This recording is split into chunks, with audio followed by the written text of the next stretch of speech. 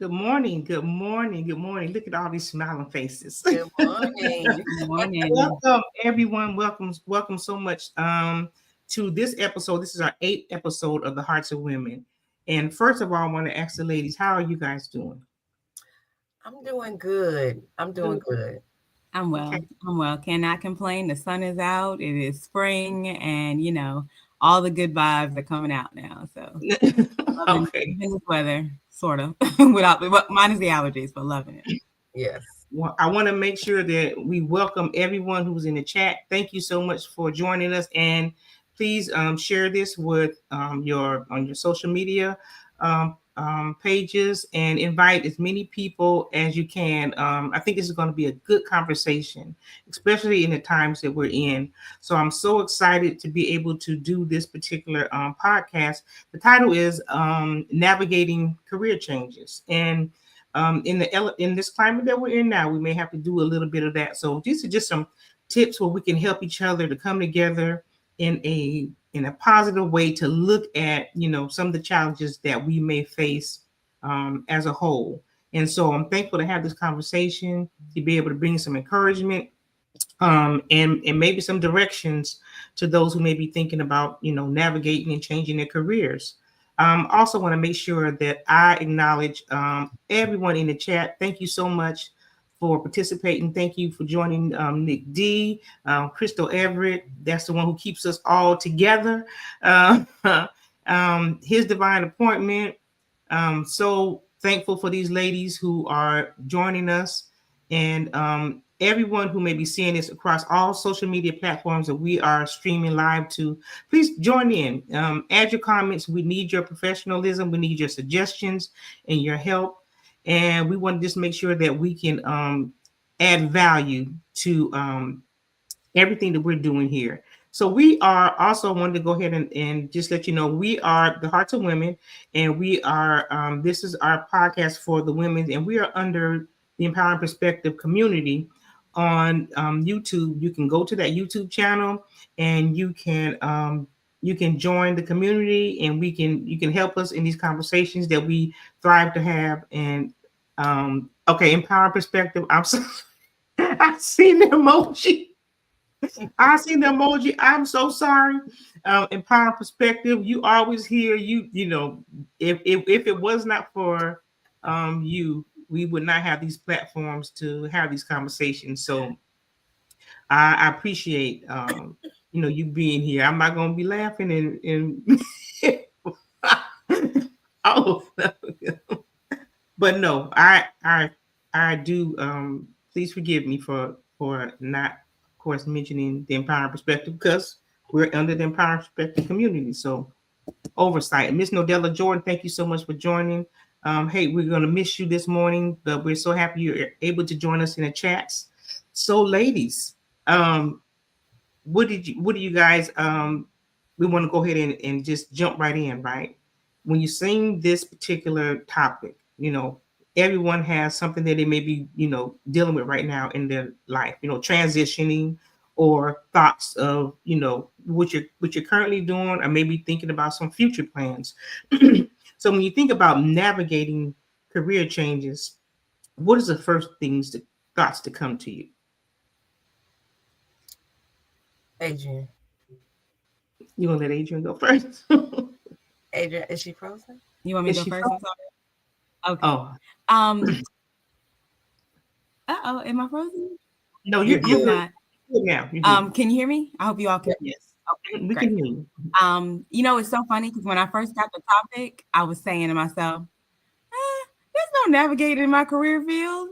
And then I really started to think about it, and I was like, wait a minute, in this current climate, there's a whole lot of navigating we have to do, right?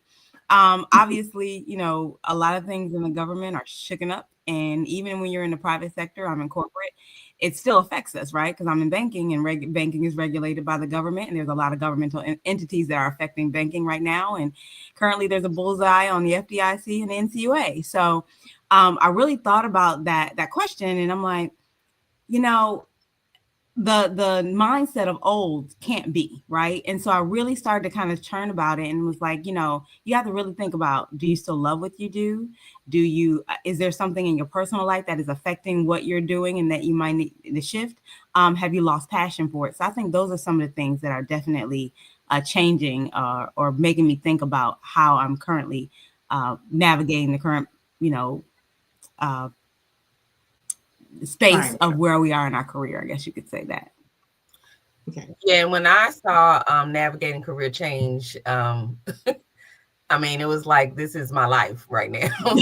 um, and currently I'm just retired March 31st, and I've thought about this for a very long time, but not just the transition of everything that's going on in the world and retiring, because of course I was just happy as I could be, but then there still is a transition.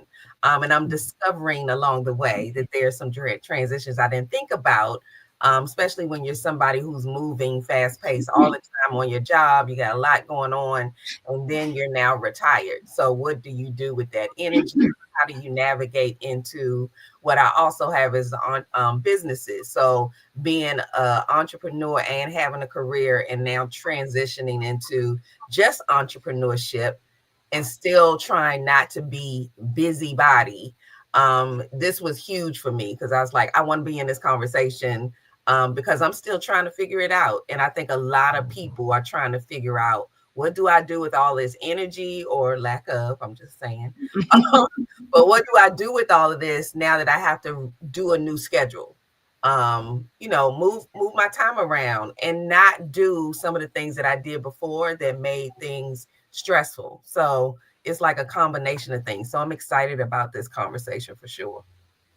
Yeah, I mean everything you guys said, we're going to touch on, during this topic. The how am I still passionate about what I'm doing? How do I transition if I want to transition in entrepreneurship? Even the thoughts about transitioning from working full time to retirement. So those are all the topics that we're going to. And I know that they're not just on our mind, but they're on a lot of people's minds, right? And so I'm so glad that we are having this conversation because I think it's important for us to think into some of these things that we have to think into. So we're going to go ahead and put the first question up, if you don't mind.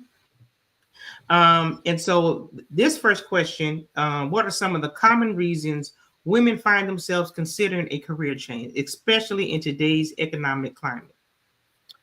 Well, for me, because I have been thinking about retiring anyway for a while, Mhm. one of my main concerns became the how do I say this? I felt like that my work environment was becoming very toxic, and my health became a very important part of what was on my mind. And I was considering, even if it's something that I love, am I giving too much to this? How am I moving? Am I neglecting my health? Am I, working long hours? Because I'll tend to stay in, all day, all night. And although I love it, it was like, is this healthy for me? So for me, one of the main concerns was, is this a healthy place for me to be? So that when it is time to transition, I'm not releasing all of that stress, and now I'm not feeling well afterwards, because you tend to, when you're in it, you're moving, but then as soon as you let it go, your body relaxes, and the next thing you know, you're not well because you've held all that stress. So for me, it was health. Was this benefiting me health wise? That was one of my major concerns as I started to think about it. Well, it's funny that you say that because I literally just had a corporate event for, I think they proposed retirement plans for a couple people, and they 25. They were let's see, they proposed to 25 people, 21 of them took it. So they had a big party, and a lot of people came back to our corporate location. And I got an opportunity to have this conversation with this very question. It was so funny. A lot of my counterparts in my area in career field started talking about, those two twins. It's us ladies, right? Perry and Minna. So a lot of times, well, a lot of conversations I had were about focus and drive and sleeplessness and things like that that are happening to our bodies that are kind of stifling our trajectory into directorship and managerialship and all that stuff. And a lot of people took step backwards. You know, they went to go back to just being on teams and not being leads because they're really physically going through it. And I think, just my opinion, just since the COVID epidemic and how our lives have changed a lot of things that are happening in our career fields are directly being affected, you know, with us physically because we're now working at home, we're not getting as much sun, all the other things. So that was just something that I thought was really, really good to hear from some of my counterparts, especially because I just turned 45 myself, right? And I'm like, yeah, I've experienced the brain fog. Yeah, I'm having sleeplessness. And they're like, yeah, I can't continue to lead and do all the challenges. I needed to kind of step back. So I thought that that was something that was really interesting. And even in the economic climate that we're currently in, it seems like even taking those step back, they're trying to tighten the belt a little bit more because they understand that that career trajectory that they had prior is no longer going to be there, and they had to make changes in other areas of their lives. Mm-hmm. Okay, so I was thinking, so some of the thoughts, that I think that common reasons, where there's considering, career change. Some can be, you know, outside of our control. It could be layoffs. It can be, the workplace culture is within our control, but it can be the environment that we're in also, and also the the, like you mentioned, the personal circumstances that we have in these particular while we're making these decisions as well. So those are some of the things that I thought about as well. The things that happen when we don't have a say in the climate, and how that could affect us as well. So that was one of the thoughts that I had as I began to think about this particular question. And I know, Dr. Lisa, when we talked, when you began to talk, when you were sharing with the changes that were going on with the Department of Education, where you worked for several years, you know, uh, helping the people navigate who were experiencing the layoffs. Can you share a little bit about how that for you, people you knew, and how that you know made Affected. you feel affected? Yeah. Yeah, I mean, that's the other part of it because it's not just you in these moments, especially the time we're in now. And Yeah. it was hard for me to focus on me because there are other people in this situation. And when our whole team was dismantled and rift, there was many emotional changes. I mean, everybody had a different situation. People were worried about how they were going to pay their house note, if they were going to find another job, because you're talking about people who have been working for 25 years, and now you're supposed to go into a whole nother job where they're trying to retire. So now what do I do?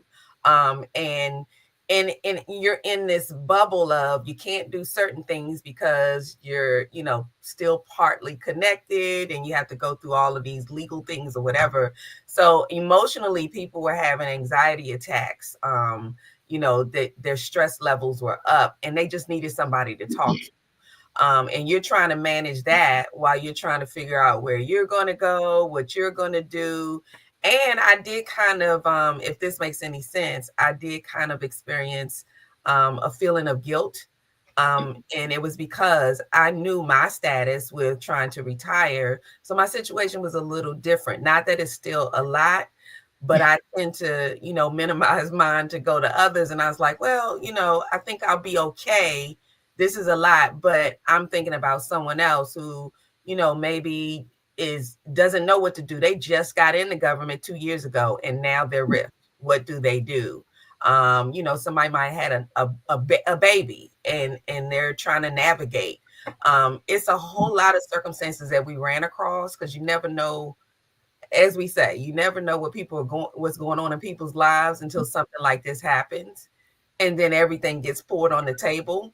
And you tend to carry that because we're all trying to figure out how we can help one another. Yeah. And that was stressful, to say the least. It was, I can't even put into words, at least when we talked about it, it was like every day imagine that every day you're waiting for the other shoe to drop. You just don't know what's going to happen.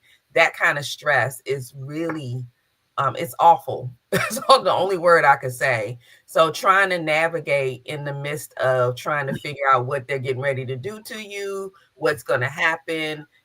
You can't even make decisions, like you said, Lisa. You Mhm. don't know what decision you can make because you have limited information about what's about to happen. So it's a lot to juggle at one time. Nobody should be asked to do what people have been asked to do. Okay. Yeah. I understand it, and that's I think for me that's so important. Is listening to you.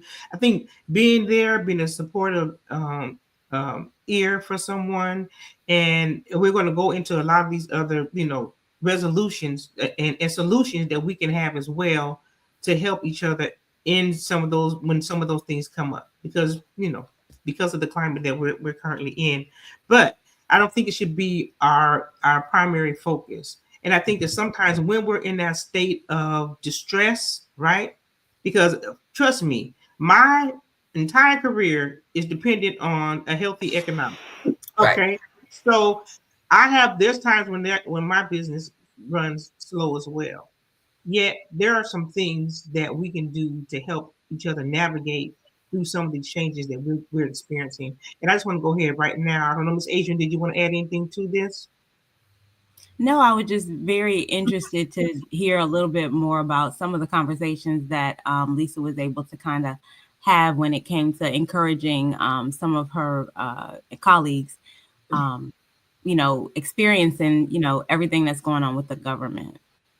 Well, we're going to talk some more about it because we have some more questions, and we're going to talk some more about some of those navigating some of those waters so that we can there are some solutions and maybe some helpful tips that we can help each other with. And everyone who's listening. So we do appreciate our audience. Make sure you have any questions, you put them in the chat, and we want to make sure that if you have something you want to share that will add value to this conversation, we want to hear it as well. Okay. But now I want us to go to the next question. And I think we kind of touched on it a little bit already. I just want to unpack it a little bit as well. Right. So this is us making sure that we are mindful of the environment that we're in. Okay. So then how do you identify when it's time for a career transition? What signs should you look for? I was laughing because one of the first signs, and this is funny and not funny, but one of the first signs is when you have to get up in the morning and you just like, oh my gosh, I don't want to do this anymore. And I know we have those moments, Mhm. periodically you have those moments, but when it's very consistent and you feel like, because even with my job working for the Department of Education, absolutely, I love the fact that I was helping students to be able to further their education, help them to resolve, their issues with their student loans and things. But I came to a moment where I felt like I wasn't able, and I think Nick D mentioned that I wasn't able to give my all because of everything that was going on. Mhm. So that became a difficult transition for me because I was like, I want to be able to give my all. I want to be able to be excited about what I'm doing, and I want to Mhm. get up in the morning and want to do it. So the signs for me was when I was hesitant about, oh, I got to do this again, because when it becomes more, I don't know, when you're just in the routine of it, that's Mhm. a sign for me when I'm not getting up intentionally to do what I'm doing. I really don't want to do this anymore. Not because I don't want to help, but because it's now I'm feeling forced to do Okay. something. So Mm. that was kind of a moment for me. Okay. For me, I think it would be very similar to what you said. I just feel like when you don't have a passion anymore, or you have a love or drive for what it is that you do, that it was definitely time for a career change. For me, when I transitioned from a compliance role to a lending administration role, I loved helping the members, but I was just kind of in a space where I just didn't really want to deal with any more bad news, right? So I help deceased families kind of navigate their loved ones' accounts and things. And I just was like, I was dealing with my own grief and trying to pack it away and deal with grief on the job. And I just felt like it was just a cloud around me all the time. And so at that point, I was like, I got to do something else. It's not that I don't love helping them, but it was almost like the emotions and the situation was kind of weighing me more than it really should. And wasn't able to kind of quickly transition from one customer to another customer to another customer, as I usually do, I would carry it and talk about, whatever pricked my heart with one situation for days and sometimes weeks on at a time. I knew at that point that it was something that I needed to make a transition into. So I That think I'm I think that is so important to be out aware and identify these markers, right? We have to identify the markers. Um, and one, a few of the markers that I thought about were the emotional aspect of it, the physical, and then the financial. So when you identify that there's that you need a transition, is this meeting my financial goals and needs that I have? And the physical aspect, where mental, like Miss Adrian is talking about, and the health aspects, the emotional aspects of it, because when if we're in service, like each of us are, then we're going to get we have to be counselors sometimes, so we got to wear dual roles, dual hats. So in every aspect of our jobs, we have to interact with people. So I think identifying when something is um I think this also gives us an opportunity to say, for some mentorship, right? How can I navigate these things when they come up, right? Some professional development, that may hopefully be offered in some of the companies that you guys are, in finance and education as well. And I'm in real estate. And so I think that these give us an opportunity to help us to navigate through, because sometimes these are some of the skills that we need help in understanding and managing. And so I think that identifying when there's a time for transition is important, but how we are dealing with it while we're still in it is also important. How do we navigate that? How do we, what resources are available for us so that we can navigate it, and it doesn't become overwhelming for us in the process of doing the job that we enjoy doing.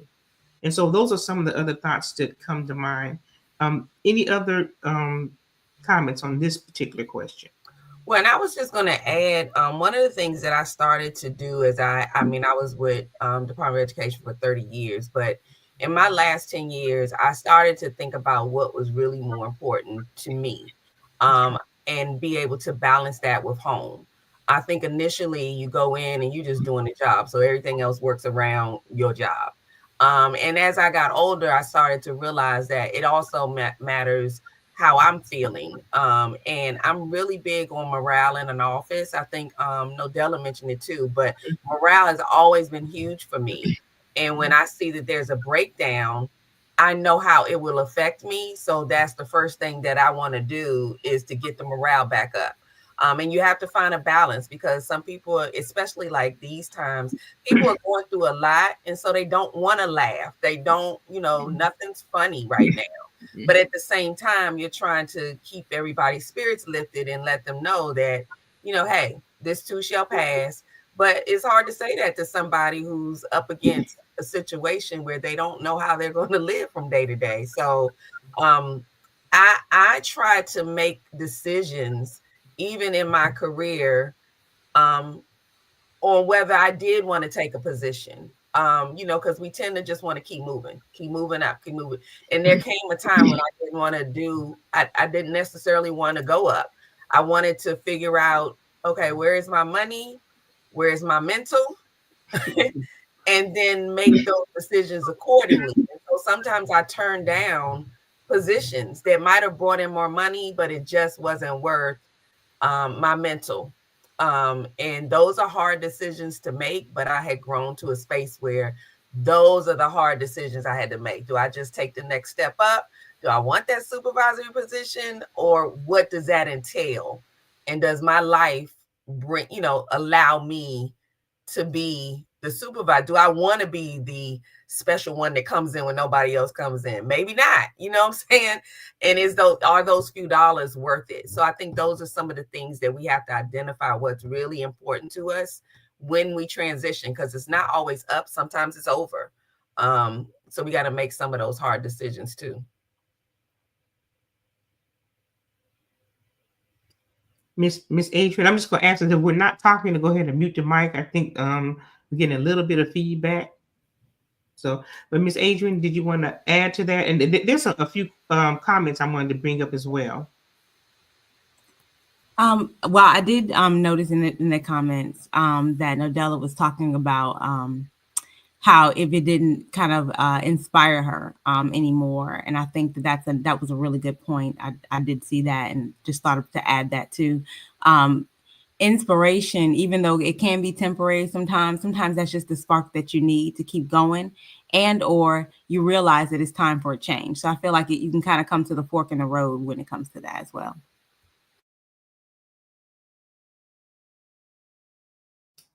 Do you mind bringing up the comment, Nick D's comment, and after that, then Miss Nodella's comment?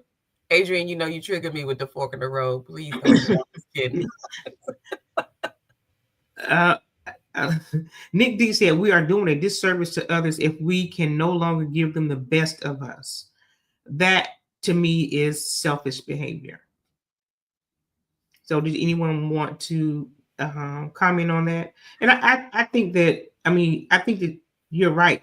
I had a friend say to me, my cousin was like, well, I was having such a bad day. And I don't think I had a bad day like that. And she said, I just had to take a mental day. Sometimes when you need to know when it's time for you to, take a break, because taking on everything can weigh us down. And so that's one of the things that I thought about with this comment right here. Yeah, I agree. And it's kind of my thought process when I can't give my best, I feel like I'm doing a disservice to others. And I think that's when you have to kind of, stand up and say, okay, it's time for me to back off and give somebody else an opportunity to stand in the front while you come back and get yourself together. Because I do feel like it's kind of selfish to just stay there anyway. It's like staying in a position that you know that you've outgrown, and there are people that are waiting to grow into those spaces too, and you just hold on to it just because. So I agree.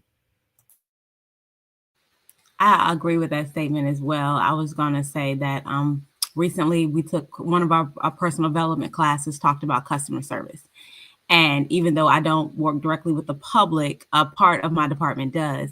And one jewel that I took away from that class was that in real life, we actually are always rating public customer service for our everyday lives, whether we're going to restaurants, whether we're going to handling business over the phone, all that stuff, right? And so we know we'll say stuff like, I'm not coming back here, or I don't know what in the world wrong with her today. She needs to start over, all the things that we've said to ourselves, right? And it really got me to thinking that, like, if I can make that judgment so comfortably when I'm taking care of business in the world and I want to be treated well, I have to be very mindful as well that if I am in a position where I am also giving that type of service to another individual, that I am also doing the things. I should be rating myself just as equally, if not even a little bit more harsher, than what I'm doing that to others. And I think that that's such a key part of being a disservice and or having selfish behavior when you're interacting with other people.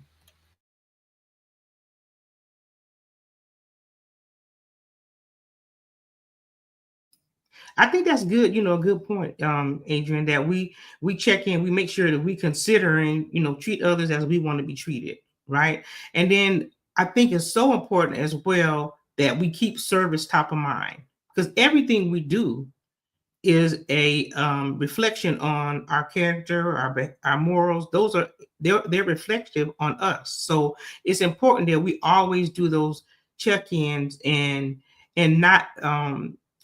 not allow what's going on with us to bleed over into other people. So I think that's really important that we do that. The self-examination is important in this particular aspect, and what Nick D was sharing. And I think it is a disservice, but sometimes we're not mindful because our focus is self sometimes. So that's why it's so important for us to make sure that we're doing that. There's another comment that you were going to bring up.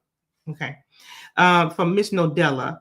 For me, it's when the drama increases and I'm losing my desire and drive, lacking interest in the job, but not the role itself. That's good. I know, I'm sure each of us have experienced that. I'm sure each of us, experienced that. And that the thing about what Nodella's talking about is it's hard to navigate that sometimes, because that can happen in 30 years. I can't imagine how many times I was in that space.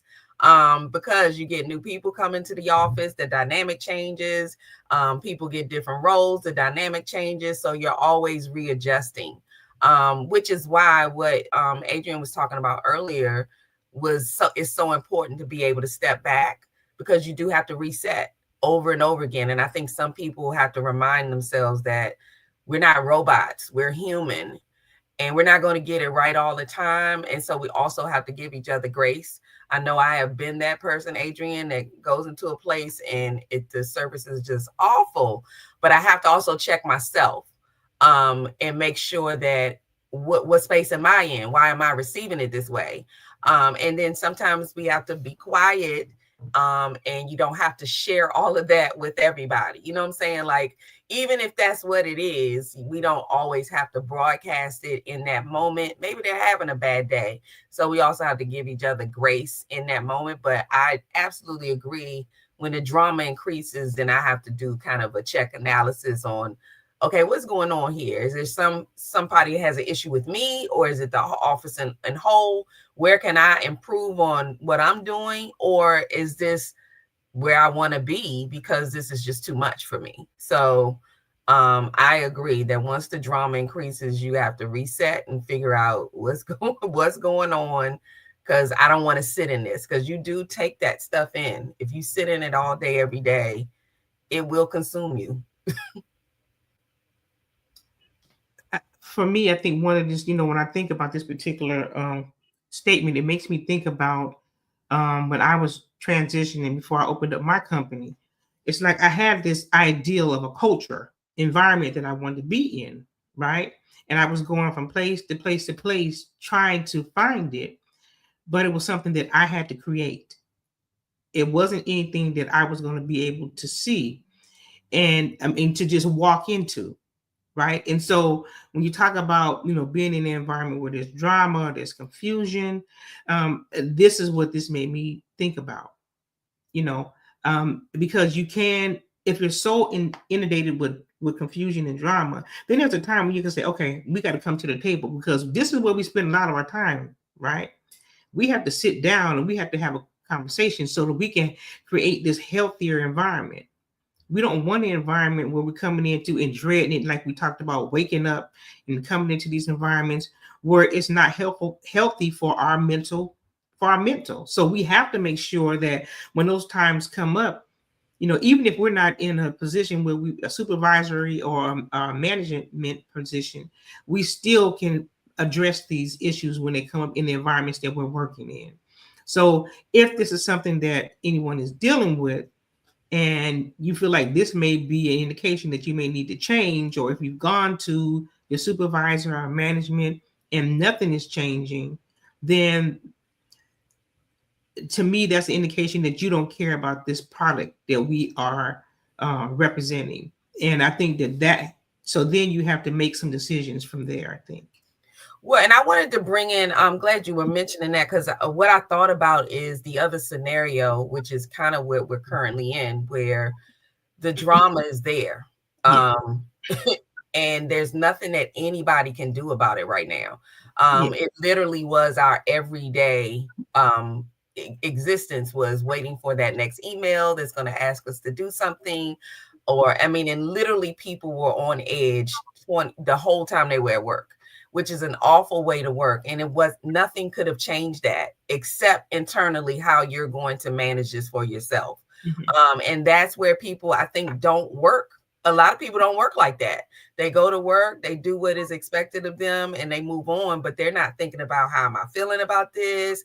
But right now, the climate that we're in, if you don't try to manage yourself in these times, you will get lost and the anxiety will kick in to where you can't handle it. So I think it's really important to understand that there are times where no one can actually control the drama, because literally every day, the people who I know still are working there, they're in this every day. And the atmosphere is anger, hostility, and some of it has nothing to do with the person next to you. It's just the fact that I am here. So you got this mixture of people who feel like I lost my job, so they got their job.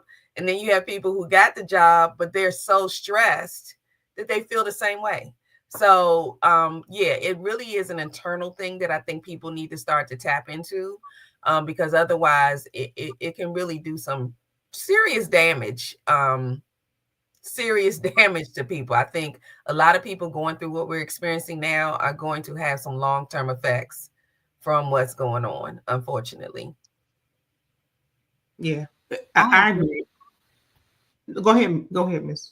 I was just going to say, when I was looking at the comment from Miss Nodella, I was thinking to myself, like, um, a preponderance of people went home after COVID. I know a lot of people had to return to the work, but for up there for a good bit of us, some of us still work from home. So you thought, at least I thought, no more water cooler conversation, no more drama. That has definitely taken a deep change since, our current economic status, where I'm even noticing that my directors and things like that are so concerned about what is going on in our current environment that they're firing off emails and articles. And it's starting to become a little bit of a distraction because their fears are now seeping into my everyday communication while I am trying to be super focused on just the job, right?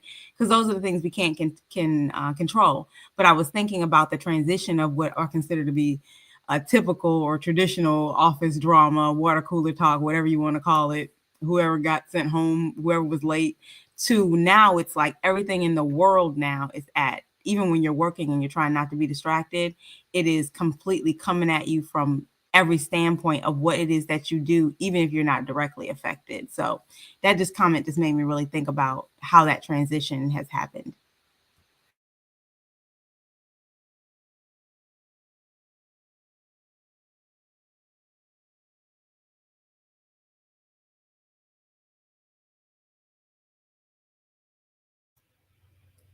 Thank you so much. I'm going to add one more comment. Is the screen look large to you guys, or is it just me? That just me? I think it might be just you, Lisa. Okay. All right. All right. Because I I'm didn't over want to say it like that. I was like, yeah, no, I'm just kidding. because my screen just like went up. I'm trying to figure out what I'm doing to make that happen. So if you can add the empowering perspectives comment that I just okay, it says unpopular opinion. Which is more right? Me seeking appreciation or me appreciating? That's the first part, I would think. Some of the mental struggles we encounter are self induced. Expecting praise of any sort is a receipt for emotional imbalance. This is not a holistic statement that applies to everyone. So go to the first part again, the first part of your statement. So, which is more right, seeking appreciation or me appreciating Me, in the environment? Okay. me appreciating would be my response to that. But I will say that I think that it's probably easier said than done. Okay. Miss Adrian? I would say definitely me appreciating. I'm just not a. It's gonna sound strange, but I'm kind of a girl that doesn't like to be centered by anyone else, unless I want to center myself, and that's rare. So for me, it's definitely appreciating, and I prefer to kind of hang to the background, especially in my professional environment. So do you think there's some of these things that we experience are self-induced? Do you think they are? And if so, how? I mean, how? How can we identify that they're self-induced? I think that a lot, I won't say, I don't know what the level of it is, but I do think that it's definitely self-induced, because if you're talking about somebody who, you're combining home life with work life. And if you're unhealed, or you got a lot of stuff going on at home, and this is your place of relief, and now this has become home, then you're bringing whatever you got going on over here, you're bringing it over here. If you tend to be very sensitive about certain things, you're bringing that into the job. So when people are just handling business, you're extra sensitive about it. So you're feeling like everyone's against you, when really that's not what's happening. So I definitely feel like that some of it can be self-induced. And I think that it's a hard balance at times for people to, because I say me appreciating, but to be honest with you, I think that there are times when people work so hard and they just want a little appreciation for everything that they're doing, but then they become consumed with that. So you walk around angry because you feel unappreciated, but at the same time, it's like you lose focus on the fact that this is not all about you. And how can we be appreciative of what we do have? So I think it's a matter of kind of thinking about. I'm gonna share something funny with you real quick. So I'm working on how to set up a schedule now that I'm transitioning. And I was going through my coaching with Coach Sean, and she what we tend to do is focus on what we don't want to do. And I did that. So I said, well, I have the first thing on my schedule that I know I'm going to do now that I'm retired. When it's raining and dreary outside, I am going to do nothing. And she just busted out laughing. And she said, well, okay, I hear that, but let's not focus on what you're not going to do when it's raining outside, and let's focus on what you are going to do. So I think that if we change the way we're thinking, then we can fix that self-induced thing that Empowering Perspective is talking about. Because I do think that sometimes we just put it on ourselves, and we got some work to do, self-work. But I think a lot of people don't tap into it until there's some kind of tragedy, and now you're kind of focused on you. So, I mean, I think this is a great perspective. I love the question because it's something that people need to think about. I just don't think that most do. And that's it, and that's why I love these discussions, right? Because that's some of the self checks that we have to do with ourselves, right? Am I expecting something for someone else? Yeah. Do I have an expectation that you should do this for me, right? Expecting praise of any sort is a receipt, because you're setting yourself up. That's because true. you may not get what you want, right, in these environments. And so I think Nick D just said this is we have to realize that people hire us to do a job, right? That's it. Nowhere in the PD, I don't know what you mean by PD, does it say Your okay. Your performance description. Okay. We will give you praise for, okay, et cetera, et cetera, et cetera. Easier said than done, I know, but that is the reality. So we have to be mindful. We come in there, we're doing a job. This is a job, right? But our work is what's going to make the difference in our lives. Position description, yeah, sorry. Yeah, okay, yeah. And so I think that's important as well. When we have this expectation, we will set ourselves up for disappointment. So I think those are good comments. Thank you so much for the comments. Yeah, that was great.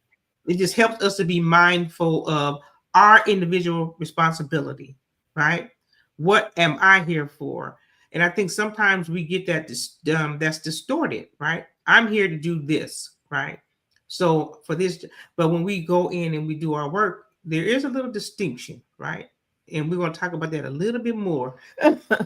But thank you guys so much for your comments in the chat. I really do appreciate those comments, and they help us to get a better understanding and also how we can begin to implement some of these maybe thought processes in our life as we're navigating, our careers as well. If we could put the next question up. Oh, okay. So this is what we're talking about, purpose, right?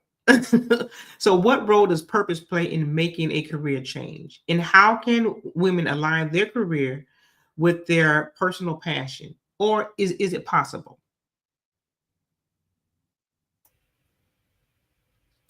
I think it's absolutely possible. This is a great question in regards to knowing your purpose and aligning it, because I think that makes for easier for you to just do your job easier if it's aligned with what you do outside of the job. And I think you got to pick and choose where that is. It could be in your mental or your approach to people, or I mean, it could be some really basic things that you can align, even if your jobs are two different things. I just think that these are the reason I love these questions is because it's things that people don't tap into. They just go to work. And I do agree that people hire you for a job, but what's interesting in the balance is that you will be judged on your behavior on that job. So although they're asking you to do the job, I have experienced this many times in the government where I did my job and I was still judged on things that were outside of my job. Whether it was, I'm trying to, off the break, I can't think of, but there were areas where, although they say we just want you to do the job, I don't know that that's always true. It's the underlining things that sometimes get you caught up. I know in government it did, and you were thinking, what did I do? I just did my job. But it's relative depending on, who your supervisor is, who likes you, who doesn't like you. All of those things really do still come into play because you'll notice that there is favoritism. They are appreciating somebody. Somebody's getting rewarded, somebody's getting a promotion. So all of that other stuff does play a role, even though they say all we want you to do is your job and you're good to go. And it's not true, but I think that, technically speaking, and we have to individually decide what that looks like for us, because it's going to be different from somebody else. So yeah, but I think that if you align just your attitude when you come in the door, that's something that can be aligned with your career and your personal passions. If you always have a pleasant attitude, if you're always, as Lisa mentioned before, that we look to serve. If you are looking to serve, that should be the alignment there. Whether it's a person, it's your career or it's a personal passion. Are you there to serve? Are you smiling? Are you coming with a good attitude? All of those are alignments that might not be specific to the duties, but if you walk in that, you should do good in both areas because you're consistent. So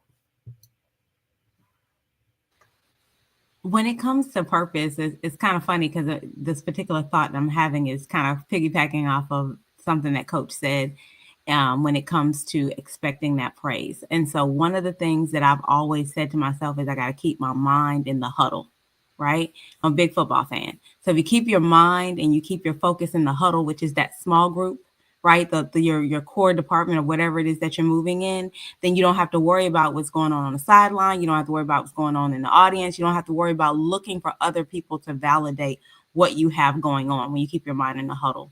For me personally, not only do I keep my mind in the huddle, I also have to keep my mind in the 6-way mirror dressing room, constantly self-checking, constantly self-checking, constantly self-checking. So when I find myself wandering with my brain into what someone else is going to think, what Lisa's going to think about my glasses, what the other Lisa's going to think about my earrings, then my mind is not in the huddle. I'm not thinking about the plan. I'm not thinking about the projection. I'm not thinking about how to get to the goal.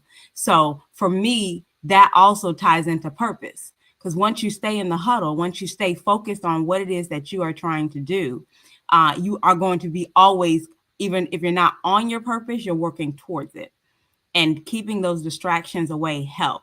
Now, how is the question that I don't know. I think specifically aligning their career and the personal passions together. When I looked at that question, I was like, I ain't got nothing. But I am definitely open to hearing more and learning more tidbits of what you ladies have to say, and of course the chat. If we could bring up what Miss Nick D, the one I just highlighted.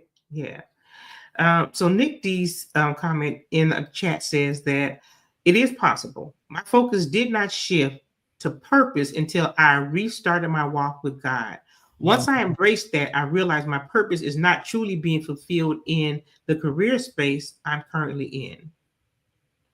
And so, I mean, that's good, because I think that when we begin to do some of that, reflecting and evaluation, I know that it helps us to identify, right, that where we currently are.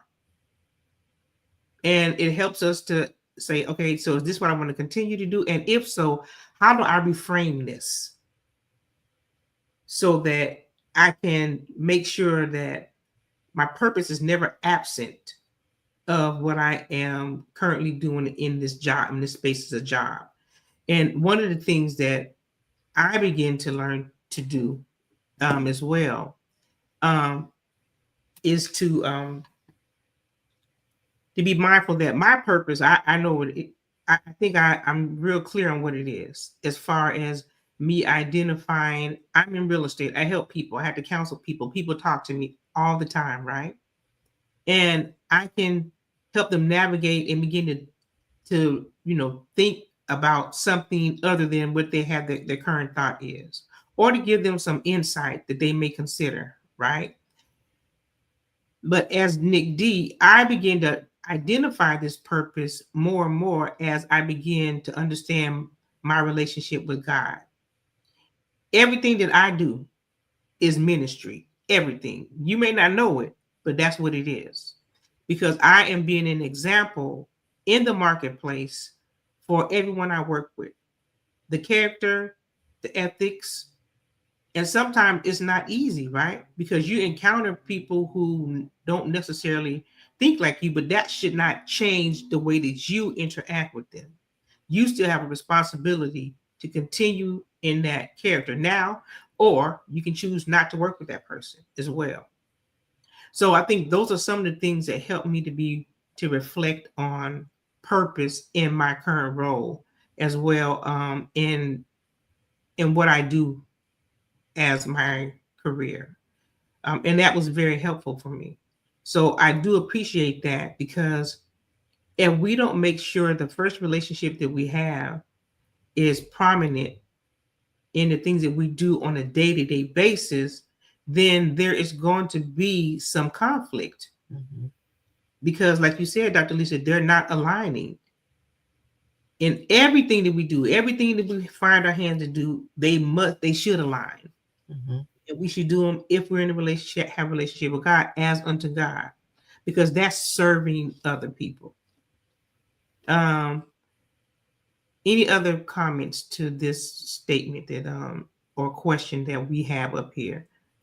I was just gonna I think I've experienced the same thing, Nick D, as I started to reconnect or discover, and enhance my relationship with God. I think my whole perspective changed on work, career, family, everything. And then it was almost like an automatic where you work to align it. So even if it didn't, now I'm working towards how am I going to align all of this so that I can make the proper decisions when it's time to move. And I think that's what contributed to my decisions on retiring. Some people stay because they're like, and some people looked at me like 30 years, that's all. And I'm thinking, well, I don't know. I have, this is aligning the way my life is going. And I had to make those kind of decisions. But I think as my relationship with God grew, I think that's what made me comfortable with the decisions I made. And I got confirmation along the way. So I think I agree with what the way she rolled it out is kind of the way my life rolled out. As I started to connect more, it just looked different. And I think that's going to happen. And my job was, okay, how am I going to align this completely?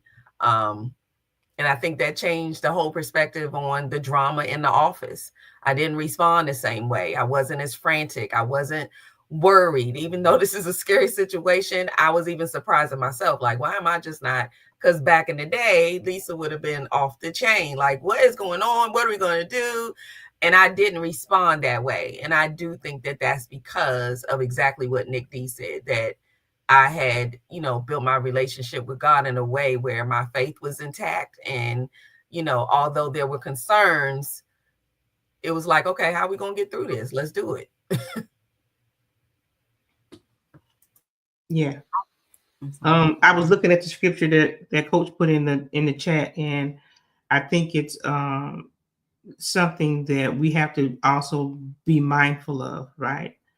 That we do whatever we do, right? We do it because we want to serve the main person we're in relationship with, God. Everything that we do. So I appreciate him adding that particular scripture, Matthew 6:2-5 as well. I don't want to read it because I want to, but it is available for anyone who wants to go and read it and try to get an understanding. It's good for us, for me as a believer, all of us, we walk together on the same journey. So those are the things that we have to be mindful of to help us in even our everyday decision making as well, right? So, when I think about personal passion, and I think there was a comment in here about knowing who you are, um, I think that was by Jarvis. Thank you so much for joining. Where we talked about, reflecting on our job performance, right? She said, I think knowing who you are reflect your job performance. And so identity is something that we talk about so much in our community, right? Because a lot of people identify themselves with what they do and not who God is. And so I think that is so important, right? We can't identify ourselves as, doctor, teacher, lawyer, mother, wife, right? Because that's not our identity. Those are some of the things that that we do in our life, but that's not our identity. So I think that is another important aspect to understanding as we navigate our career. I think identity is a big issue. We want to talk about that a little bit more. One of our upcoming shows, we want to be able to talk about that as well, because that's a big issue I think that we see in our community today. Identity, tying ourselves to what we do versus who we're in relationship with. So thank you so much for that comment, and thank you so much, Empower Perspective, for that scripture. And we're going to go to our next questions. Okay. So this is, something that Dr. Lisa mentioned earlier when we began to talk on our intro, as far as entrepreneurship. So how can we effectively prepare for transition into entrepreneurship? Do you want to touch on that, anyone? I know I can say a lot about this. Lisa, you go ahead and lead. This is a big question. Yeah. Okay. It's important, if we're beginning to think about, I'm going to transition into entrepreneurship, we have to understand every aspect of it. We have to understand every aspect of it, because when I got into real estate, I didn't look at it as, me being an independent contractor and everything I have to pay for. Everything. There's not one thing that I don't have to pay for. Not one. So I think preparing financially is one of the biggest things. And understanding that if I'm transitioning into an entrepreneurship position where I'm going to be working for myself, which is great. I think we all should, be doing something for ourselves that can help us financially. And so I think that is one of the things that I had to learn in budgeting. So for me, when I make any income, I have to make sure that I have budgeted it very well. I had to make sure all of my expenses that I know and how many months is this income going to carry me. I had to be very, very strategic financially about everything that I'm doing. And it's not impossible, but no one ever taught me that. I learned that through trial and error. And so I think that's one of the most important things if you're transitioning to, understand financially. There's so many things you have to do. Marketing is the biggest aspect of being an entrepreneur. Someone needs to know what you're doing. What are you doing? How do I know that your services are available to me? So marketing is a big thing. If you can, when I get a marketer, someone who's going to market for my business, I'm going to be like, because that's a big aspect of what I do. Every aspect, recruiting, marketing, accounting, all those things have to be taken into consideration when you're thinking about transitioning. So those are some of, I'll stop there and let you guys. Well, and I was going to add to that time management. So for me, I really did have to figure out, because we know to what the other question, Jai, I think it was saying that we have to know ourselves. So in me knowing who I am and that I will going to the office at 7:30 and stay until 10 o'clock at night, which is not a healthy thing to do, but you want to get that work done and you're focused. But there can be pluses and minuses to that. So with me transitioning to now being retired, I had to do some time. I shouldn't, because I haven't figured it all out, y'all. But time management is definitely a huge thing for me because your day is consumed. So mentally, I'm thinking I have 7:30 to 6 o'clock where I have a job to do. So I'm multitasking and doing things, excited about what's to happen after work, and then I pour right in. Well, now 7:30 to 6 is not occupied anymore. So how do I manage my time and not get comfortable in sitting still? Because sitting still was actually part of my problem because we're working from home. And I wouldn't leave to go to lunch or anything. I was just working, working, working. And the job actually, you needed to work like that. I really didn't find a lot of time to step away. And now I have all the time in the world and I got to figure out what to do with it. So that alignment that we talked about too with my relationship with God actually got me in a different perspective where I'm managing nap time. I'm managing time for Lisa. I'm managing time to spend with family, things that I didn't do in my career that I should have been doing. But now I have this moment in time where I'm like, okay, so what do I do to prepare so that I don't continue to move like I did in my career, which is nonstop. I don't want to do nonstop anymore.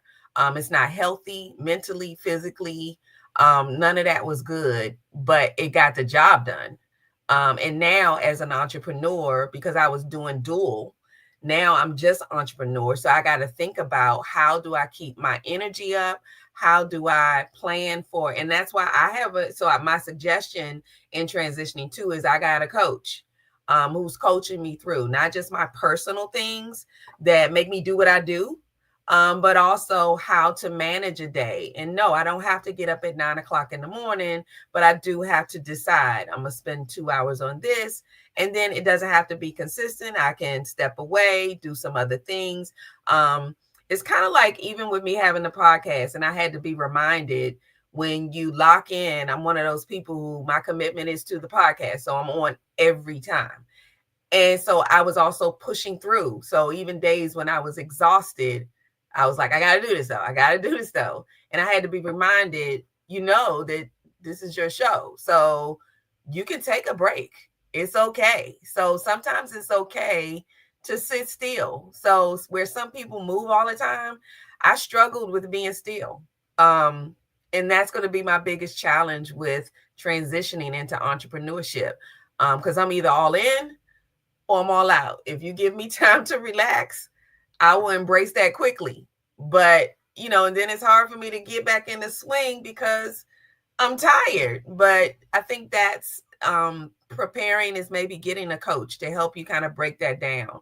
And then deciding what's really important going forward, because you have to be motivated in entrepreneurship. There's not a lot of downtime. You can't work with no energy. You can't work with no focus. You can do that sometimes on the job because you have a consistent thing you need to do. But in entrepreneurship, you got to be on. And so you got to be your best, which is why you got to break it up sometimes and do different things. So I definitely understand and appreciate the time blocking mechanism. I have the opposite problem.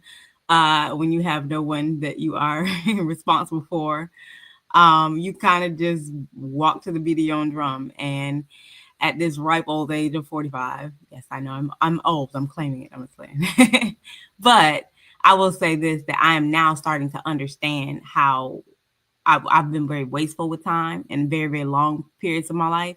And now I'm trying to get that back and get on track. And I'm using all the tools necessary to make sure that I'm optimizing the time of my day, not just focusing on the 9 to 5 hours that I have for work. And then I can kind of go, with the rest of my time, because of my personal situation. I'm learning that, being earlier in the morning and getting things done requires me to have allows me to have more time in the evenings to do things that I want to do for other parts of my life, whether it's getting cleaning done in the morning, and then I can, take longer walks in the evening, and just trying to maximize my time more that way, in a structured way.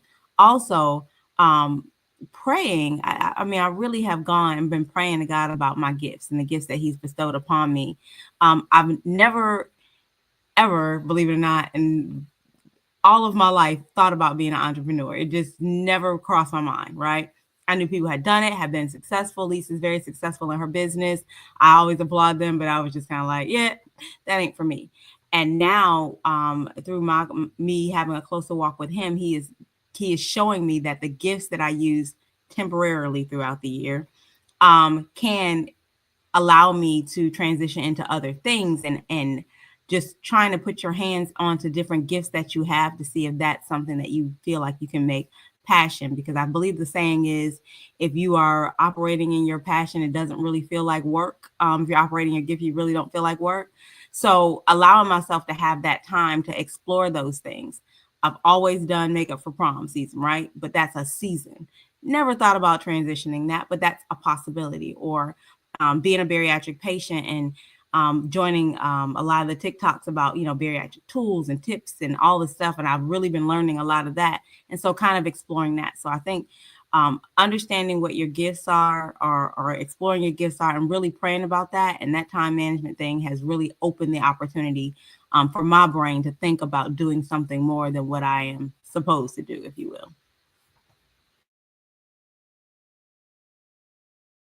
Yeah, I mean, it's transitioning to entrepreneurship is a total mindset shift, right? And it's important that we are mindful of um, how we transition. It's like you spent many years working for someone else, and you worked hard for someone else. So my mindset was, I worked hard, I was consistent, and I did what I needed to do on this job. Now I should work harder for me, because this is part of my legacy, my children. It's a part of my story. If I wrote a book, I could not leave this out. So it's a part of what I said I had to commit to. And I really do enjoy serving in helping people.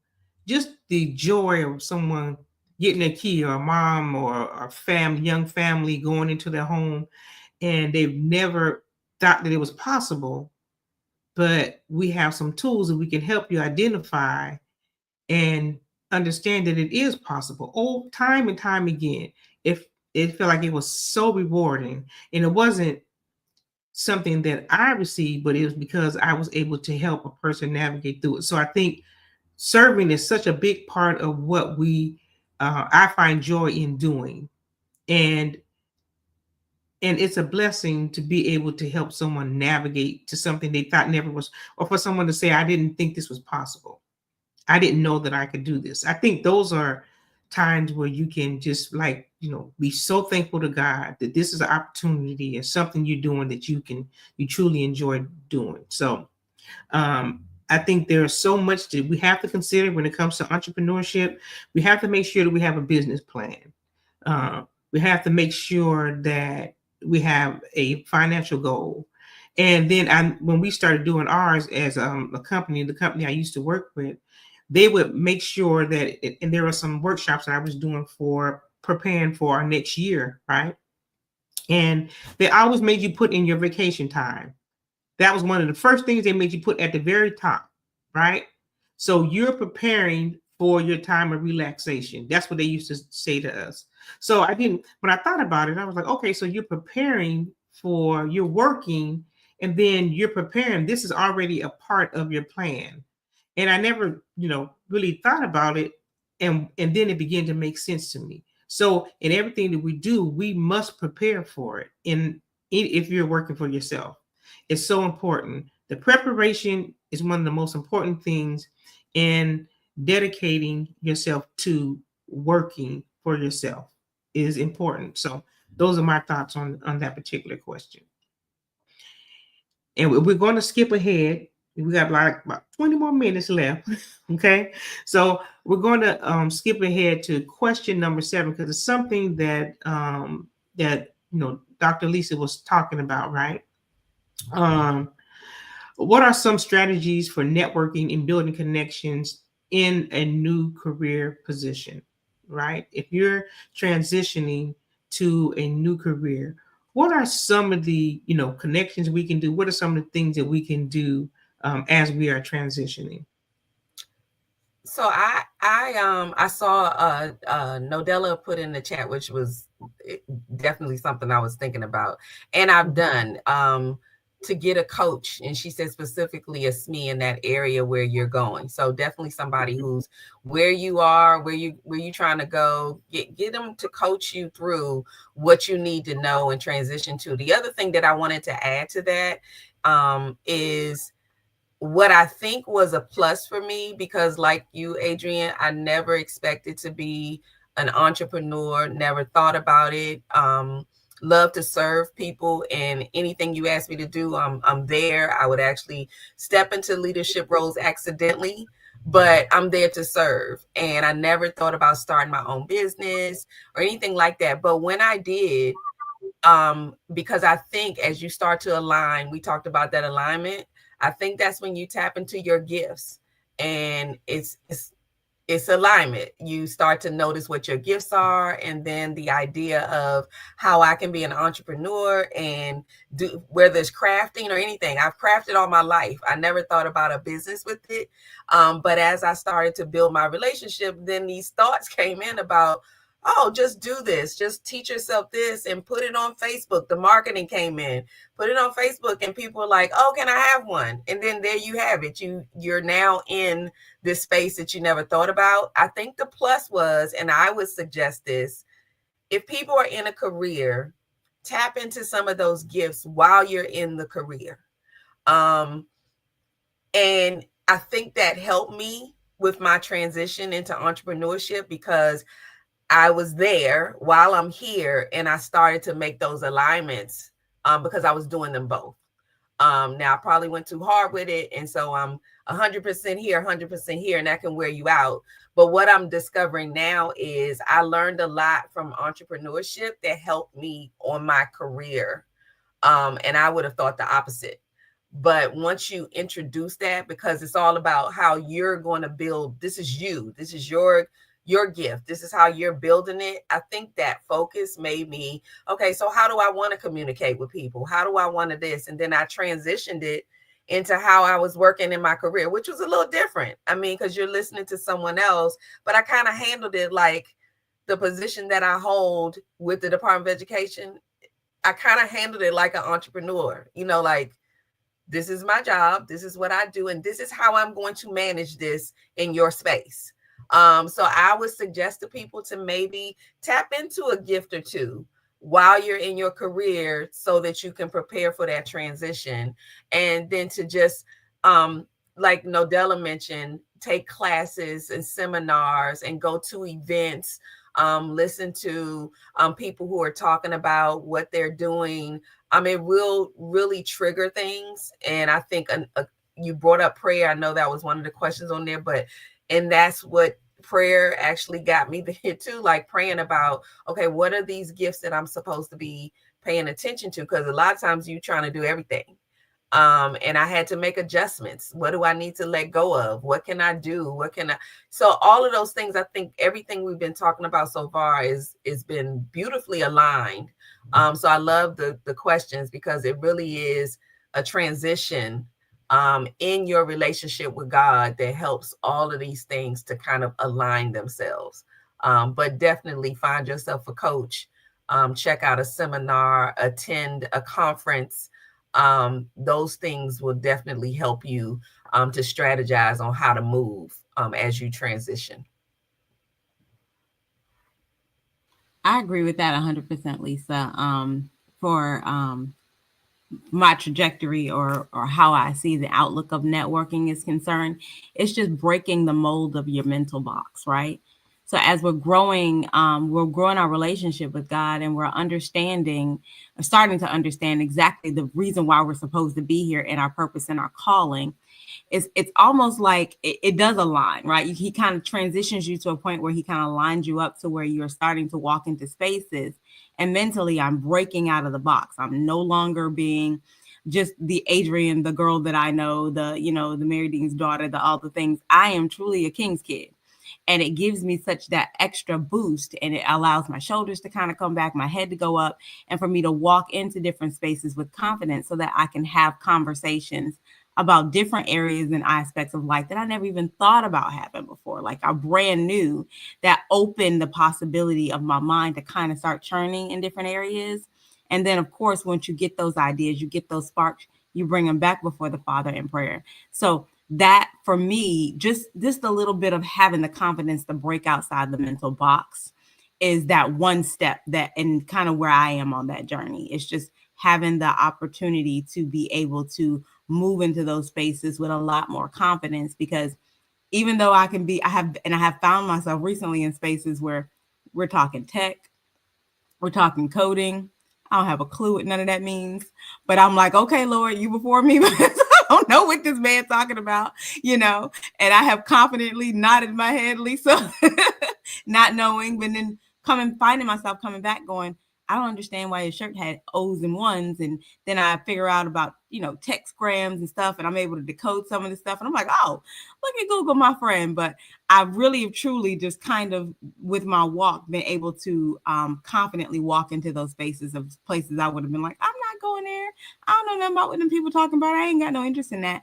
And stop having such that I can't do attitude, more than with Christ, I can do anything. Anything is possible. And if I put myself and align myself in those spaces, that I can really kind of open up that inner dialogue within myself to say, is this an interest of me, God? Is this where you want me to go? Is this the reason why I'm in this space? And all those thoughts. So just being able to break outside of the box, trusting him, trusting yourself, knowing that he's in you, and walking forward has really been a positive thing. That is so great. And everybody in the chats, I'm just loving the comments that they are making. Nodella, Miss Lisa mentioned her. Hiring a coach is imperative. Mentorship is imperative when you are transitioning, going to the workshops, learning more about the craft that you want to enter into.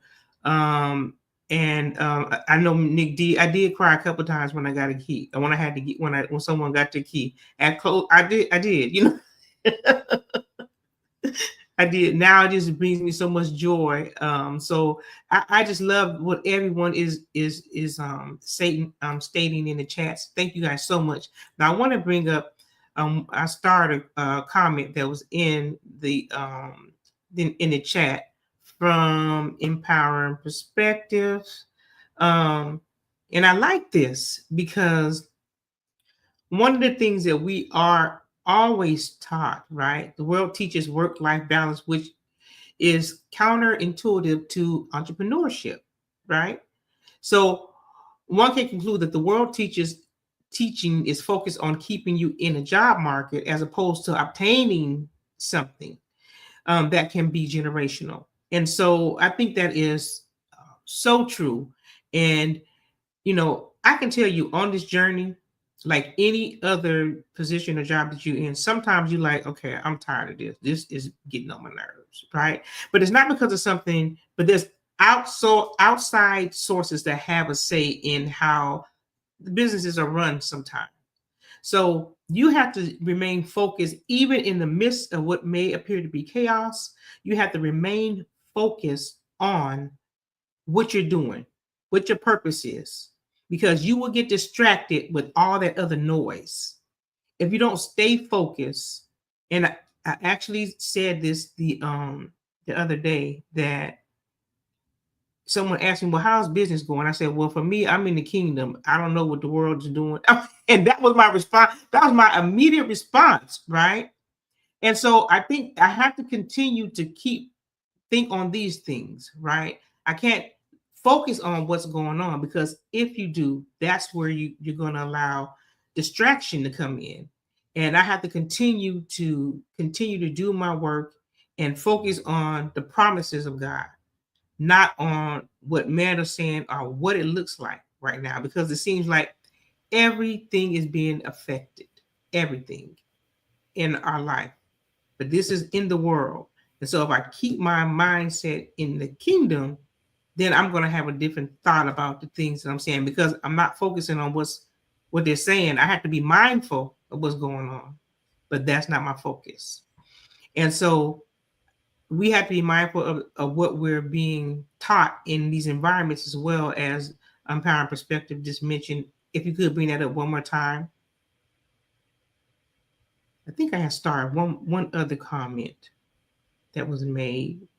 Um, but I do appreciate you guys, bringing these comments and helping us to consider, because there are some things that we have to unlearn, right, in our career. Yeah, that was the other one. One of the biggest preparation hurdles in transitioning into entrepreneurship is understanding the difference between focus and balance. Um, any beginning entrepreneurship seeking balance will struggle immensely to achieve success. If you could just add a little bit more to that, but I think that's good. The focus and the balance, right? Because honestly, sometimes there's no balance. When I started in the beginning, I was here. I was here just working until 10, 11 o'clock at night sometimes, because I'm learning, right? I'm trying to get myself into a place where I have a flow and I'm learning. And then my industry is governed by, the state that I live in, right? So there's laws that I have to adhere to. So I have to make sure that I'm doing the continuing education. I have to make sure that I'm staying abreast of the changes. And you have to do more, because in the beginning, it's not going to be a balance. It's going to be me understanding, and with all my getting, get an understanding, so I can make sure that I am effective in this role that I'm taking on as an entrepreneur. And I had the mindset that I have to do extra. I got to do more, because I own my own business. I had that thought that was spoken to us as we as we're younger. You have to do more, you have to work harder, you have to do this. And I took that on, and it kind of burnt me out, right? Mm-hmm. Because I said I have to do more, I have to know more, I have to be better. But that wasn't what I just know I needed to know my job, and I need to care about people. That was the most important thing that I learned in being an entrepreneur. One of the things that coach always often quotes is that people don't care how much you know until they know how much you care. People don't work with you just because of a company you work with. They work with you because they want to know that you care about what they're concerned about. And I think that's important, even as you're working as an entrepreneur, right? We see in this environment where everyone was like, buy this product, do this, do that, because everyone is in a space where they're trying to live outside of working on a job and doing the work that they are enjoying. Or sometimes we have to be mindful that we're not doing the job because it's going to make me all this money, right? Because a lot of times that's our focus, when it should be people. And I'm going to stop there. Okay. Let me read this comment right here. Entrepreneurs must focus to get the proverbial ball rolling, right? During this time, there is no such thing as balance. Yeah. The law of I can say the word, Miss Dr. Lisa. Inertia. Okay. Ensures it to be so. Once the ball gets rolling, we can get started. Get some semblance of balance, but it is still unbalanced. Once we achieve momentum, we can now have less focus according to the same law. And so I think that's so true, because I had to learn. You had to come into it, and you have to learn what you're doing. You have to learn it, because if you don't, there's some mistakes I made in the beginning, because then I had someone who I thought could mentor me. But a lot of the things that I did them on my own, because guess what? The people's like, well, this is a competition. I'm not trying to help you. This is what they will say to me in the environment that I was in. We're in competition. Well, for me, I thought, well, we're working together, and you're part of my client base as well. That's what how I thought about it. And it didn't change because of what someone else was thinking about it. I have to treat people how I want to be treated. But in the beginning, it was, you know, a lot. Well, I think because and I saw Crystal put that it's scary to transition. Especially when you think about entrepreneurship. I think that's why I wasn't interested, because it seemed like it was just too much. I was just like, that's a lot. I don't want to do all that. But I think if you go into any kind of transition, and I think Coach was saying something about this, where it seems so huge because you take in all of this information that you've been getting. But the reality is, and why it can't be balanced in the beginning, is because there's no guaranteed return. When you're going into entrepreneurship, you don't really know how this is going to roll out. You are really working on faith, and you are just moving in your purpose, and you have to be okay. I'll give an example. When I started my online magazine, I couldn't go into that thinking that, oh my gosh, if 100 people aren't watching this and then I failed. I really did walk into it with the limit of, if just one person reads this magazine, I have succeeded. And that's all I needed, because it was serving a purpose of sharing information, showing people that they could live out their dreams. That was my purpose. So if I was doing that, I really couldn't put the ownership on how many people would look at it, how many people would respond, because that's where you lose. You trying to do all of that, and that really has nothing to do with you. Just do what you are supposed to be doing. And I think a lot of people, and I wanted to mention that with Crystal. If you, for instance, what was easiest for me, when I started to get into entrepreneurship, I went all the way back to when I was younger. And what are the things that I love to do? Well, as a mom, and a single mom at the time, I love to create. I really am a creative at heart. And I tapped into the fact that, okay, everybody, as a single mom, I couldn't go out there and buy the borders. Back in the day, borders were expensive in your children's room. So I was like, okay, let me go get some stencil. I love coloring.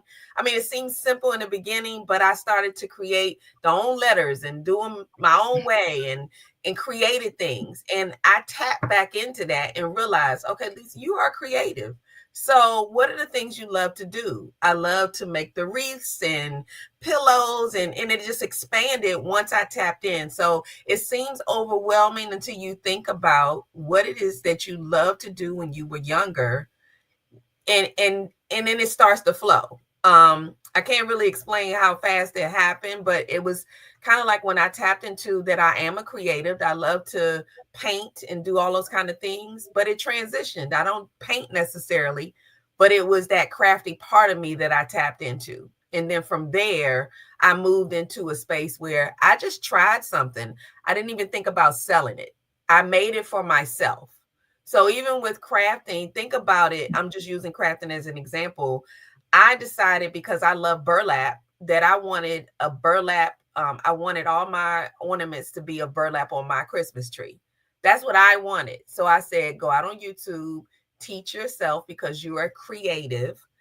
And I taught myself. And the only thing I did was share what I had done. And from there, that's what happened. So I think sometimes if you tap into something and create it for yourself, and then share your gifts, then it will come back. And that's kind of how I wanted to kind of talk to what Crystal said. And that way it doesn't seem so difficult, because you really are holding on to the gifts. You already have the gifts. You just haven't tapped into what those gifts are. So it seems hard, but they're already there for you. I agree wholeheartedly with that, Dr. Lisa. I know for me, I'm a little bit of a creative too, but I love the health and beauty space. And I'm always, as you were kids, you would be in the bathroom making up your own potions and stuff. I'm still kind of doing that kind of thing. And so even like being on TikTok and finding out how to make like my own dupe of body scrub. And like next thing I know, I got like 6 jars of body scrub. And I'm like, here, try this, here, try this, here, try this. Never even thought about spending it. I mean, I'm sorry, selling it. But at the time, all I kept thinking to myself is, and there's a popular book out, I think the title is something like Just Jump. And just trying to jump into those fields that you know that those are God-given gifts. And again, keep it in prayer and he will work out the rest. Now, I know there's ways to kind of structure it entrepreneurially, but if you are in fear, and especially if it's that crippling fear, right? It just making that first jump, right? And trusting that God will work out the rest, even if that's not even the plan, even if that is the road to make the right to turn to the real plan, or even if you have to make a couple of rights and lefts, just making that jump into that transitioning into figuring out what your gifts are, to me is the first thing that overcame my fear, even in this space, like the casting space, and being with panels and stuff like that, allow me to just jump off to kind of even do my own. So it's just having that fear of, okay, God, I trust you. I'm gonna jump, and you gonna figure out the rest. Even if you have to fall and hurt your tush, you got to keep going. You got to jump. I want to add one more comment to this. Thank you so much for Dr. Lisa. And then this comment came up. Thank you for these tips. It came up on my algorithm, and I believe I needed to hear this while I'm in the process of branding. Please continue doing this. So that always, brings me joy in understanding that we're sharing something that's beneficial and can help other people to be mindful of, right? And one of the other things I thought about when Crystal said, the fear, right? In entrepreneurship, I begin to compare it with careers, right? We go to college, that's a process, that's a lot, right? We learn our craft, we get a job, we begin to learn it, we begin to understand it. And I think the only thing is the net of being in that company. That is what we feel confident in, right? And so we can, if we continue to talk about this and understand it, and I love, what you guys are saying pertaining to beginning to do things and understanding that it could be a business. You're just sharing it with people and it becomes a business. There's a young lady who started a soap company. It became $1 million business for her and her family, natural soap. So there's so many giftings within us that can be beneficial for us and for our future that we don't want to we want to consider. We don't want to just dismiss them. So thank you guys so much for this conversation. I have really enjoyed it, and we did not get to all of the questions, right? But we can have more conversations like this because, like the young man said, we have to continue to have these conversations. People need to hear them. And so I so appreciate that, him even making the comment. So thank you so much. And Absolutely. yeah, and we're gonna go into our final thoughts. If Dr. Lisa, Adrian, then myself, and then we will close out. And thank you guys so much for everyone in the chat. This your contributions always help us to have a more informative conversation in our podcast. And we thank you because your perspective helps us to even add or think about other things as we're having these conversations. So thank you so much. So look, Lisa actually started my my closure was actually that this has really encouraged me. I'm in the actually to what the young man said. I'm kind of doing a rebranding myself, and I'm transitioning at the same time, but I'm taking it slow, so I'm not putting too much pressure on myself. That's one thing I would say, but I have enjoyed this conversation because I think I do agree with Lisa that this is a conversation that has to continue to be had. Transition is happening every day. Change is going to happen, and it's a good thing, but we have to be prepared for it. We have to be prepared for the rejections, for what some people consider failures. I think it's all growth.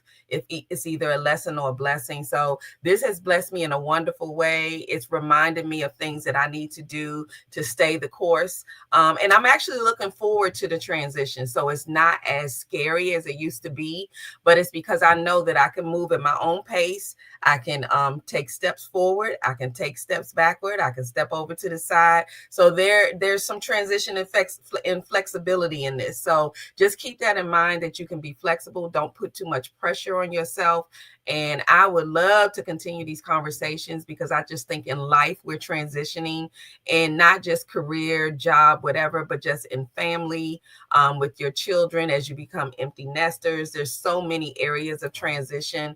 So I thank you for the conversation. The chat has been on fire.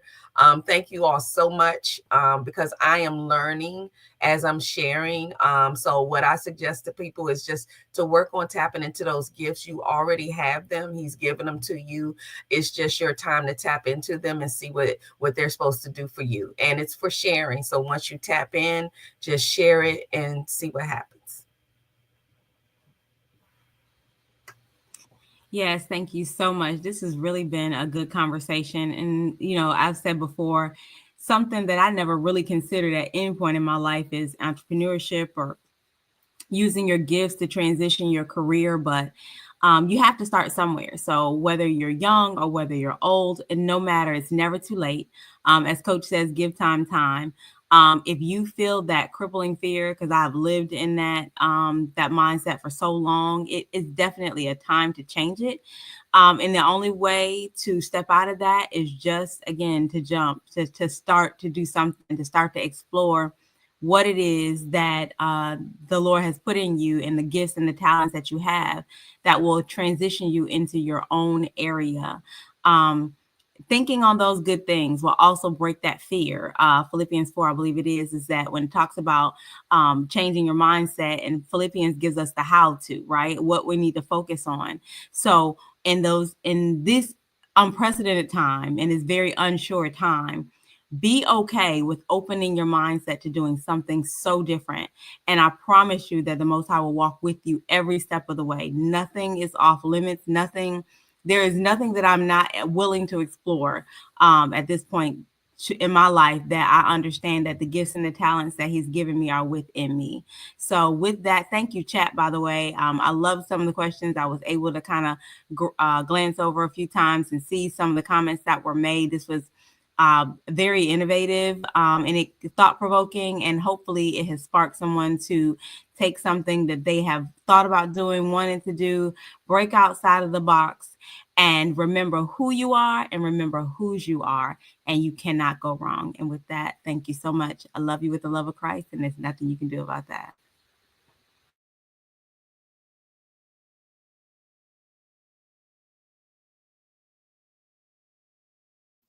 Okay, now I'm unmuted. Thank you, guys. Thank you so much. Navigating career changes. There are so many things that we have to consider. So I'm so thankful that we had this discussion, because it's important. And I know there are a lot of people in this space who may be now having to consider that. So I just want to encourage you to get with someone. If you are having to make a career change, speak to someone. Maybe speak to a counselor or a professional, sorry, who can help you understand what is your next role in life, right? But it doesn't mean that it changes, right? It doesn't mean you stop. It means you keep going, and you keep believing, and you keep recreating yourself if you have to, right? So I know that sometimes, transitioning or navigating to a new career, or just changing even your workspace, can be a little bit, unsettling. Yet we have a community where we can come together, we can talk to each other, and we can make sure that we are giving each other the advice, so we can continue to do things, and we can be encouraged in the process. So it takes us to work together to do it. So I so appreciate it. You can add all the ladies back onto the screen. I so appreciate these conversations, because as a community, we work together. And you can see even in the chats, the people who have come in and commented, all of those mindsets coming together. How can we not be successful, There's something that we can do, that we can help each other to continue to be innovative and continue to grow and continue to learn, and to cast out that fear that may arise. So thank you guys so much for this conversation. I've enjoyed it, but until next time, episode 9, you guys have to stay connected with us. You can follow us on social media, YouTube channels, TikTok. We're across every social media platform. And our next coming up, we have our TikTok live on Sunday morning. And yeah, don't forget to join us for Sunday brunch. That's at 11. I was getting ready to mention that, at 11:30 a.m. Eastern Standard Time on TikTok. And the Mindset Coach will be hosting this TikTok. So there's a group of us to do it weekly. So come in and join the conversation. You will not be disappointed. Our goal is to always grow and to elevate. And so thank you again. Please join us for 11:30. That was Miss Crystal. I'm sorry, I said the mindset, but the Mindset Coach will be hosting. So if you can find him on TikTok, follow him. You will get notifications when they go live. And until next time, we will see you guys. Okay.